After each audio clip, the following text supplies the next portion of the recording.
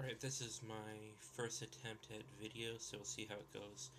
This is the second part in the series about money, and what I'm using in this video is practical tips you can apply in order to continuously suggest money to yourself, that you have a lot of it.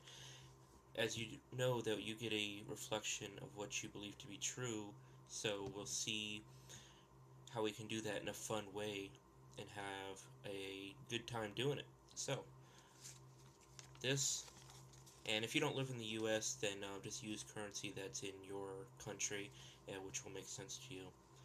So this is a $1 bill in America. No big deal.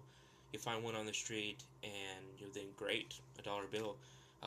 Nothing really costs a dollar anymore anyway, so, no big deal, no resistance.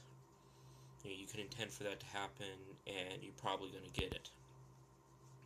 So, a $20 bill. A lot of us have these. ATMs just spit them out. Obviously, a lot more resistance, probably, if you don't believe that you deserve money, than a $1 bill. But you could probably still get these even with resistance. They're just not overly important. So, a 50 in America. Alright, we're moving up the ladder here, so obviously if you don't believe money is easy for you, then you're going to have a lot more trouble bringing a 50 into your life than, say, a 20 or 1. That's because the meaning you place to it. And lastly, we have the $100 bill. And the reason I'm showing you all these bills is, think about it, when each time I brought the different bill up, how did you feel about it?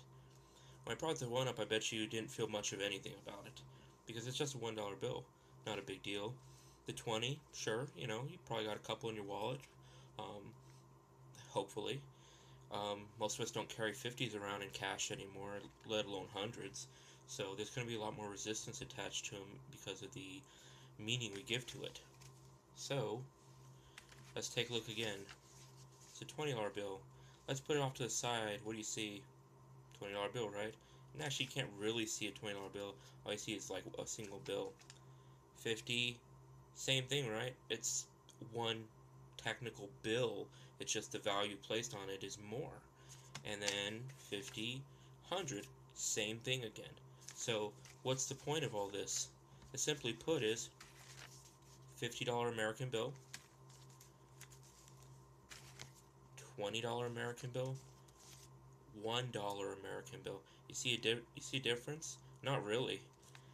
This is $52 in American. So you can see it. What's the difference between this and this? 52 of them, 50.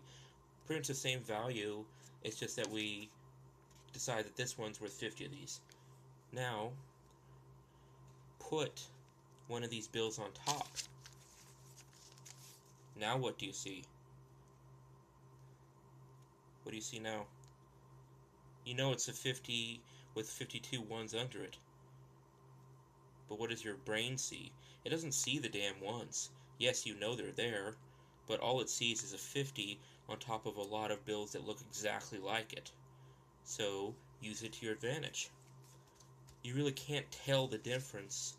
Your mind really can't tell the difference between a 50 and a 1 if it can't see it. It's just what you mean to it. So if you take a 50, for instance, and you have a stack like this, just laying around, for instance, technically it's like $102.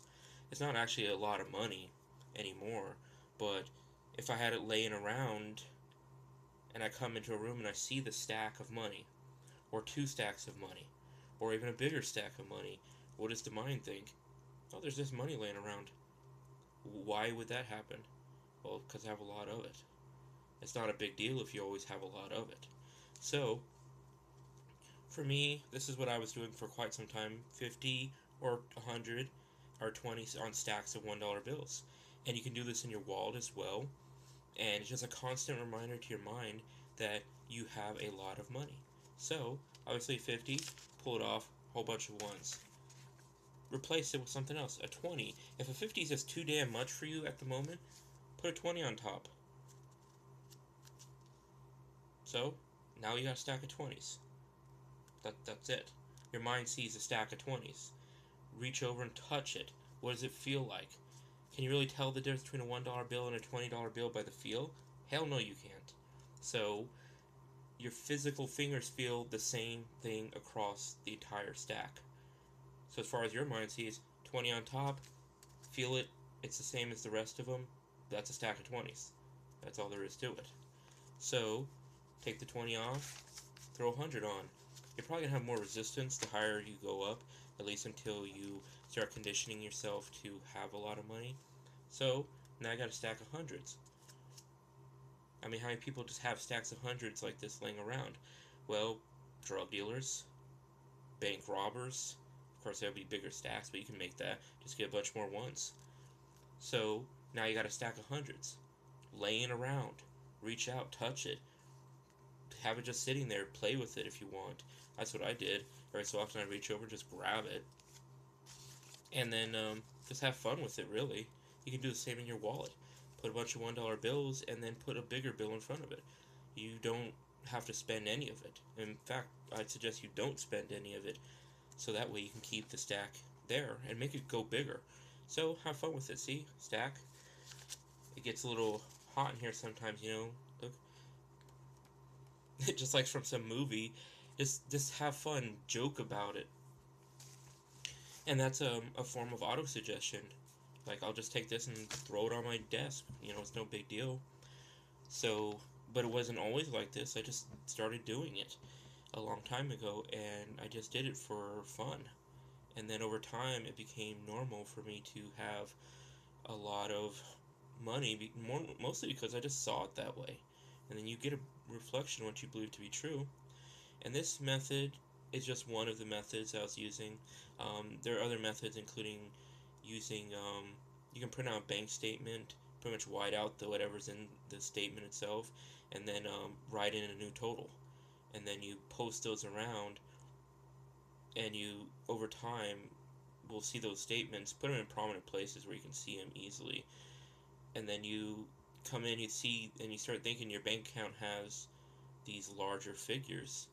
And it's all a form of auto-suggestion. I see what I want to see, and over time, what I see becomes reality. And these are just some of the ways that you can do this kind of stuff. I just have fun with it, you know, having a bunch of stacks of money just laying around just for the hell of it. And I've done it for so long that it's just normal for me to do it. And you don't even need a lot of money to do this kind of stuff. I mean, if you don't have $50, or if you don't have like $100 total to put a 50 on top, put a 20 on top. You know, make the stack as big as you can. Obviously, you're not losing anything because you're going to keep the money. You're not giving it away. You're not losing it or spending it. And then remind yourself constantly, reach over, touch it, play around with it, fan yourself with it. Hell, you're a fucking millionaire.